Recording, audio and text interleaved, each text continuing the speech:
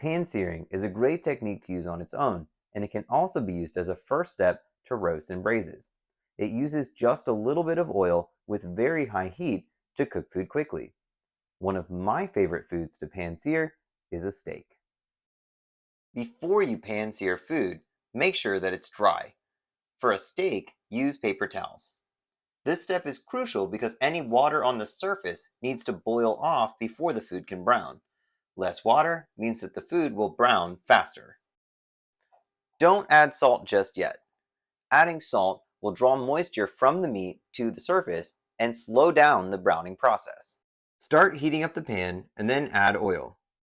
With the oil at just the right temperature, go ahead and put the steak in the pan.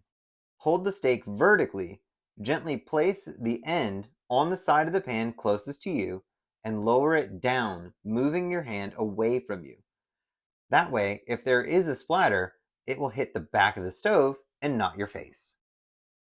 Now we have the hard part. Wait. Don't move the steak, don't move the pan, don't adjust the temperature, just let it cook. When it's ready, the sides of the steak will start to turn brown, and the entire edge on the bottom of the pan will be a deep golden brown.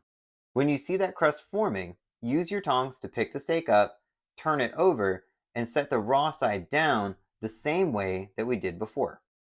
If it looks like the first side didn't sear well, once that crust forms on the bottom, flip it back over and hold your tongs down over that spot for a few seconds so that it can brown a little bit better. Then pull the steak out of the pan. Salt one side, and then place that side down and salt the other. Black pepper can be added as well.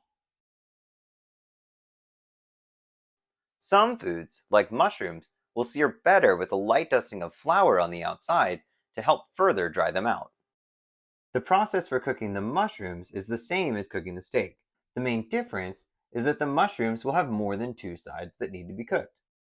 Like with the steak, a golden brown exterior is the goal. Rotate the mushrooms until the entire exterior is brown and crispy. Larger pieces of food will cook slower than smaller pieces. As smaller pieces are finished, pull them out so that the larger pieces can continue to cook. Any seasoning needs to be added while the food is still hot. If it cools down, whatever blend used will fall off. With the basics of pan searing down, what other foods can you make with this technique? I'm sure there's something in your fridge right now.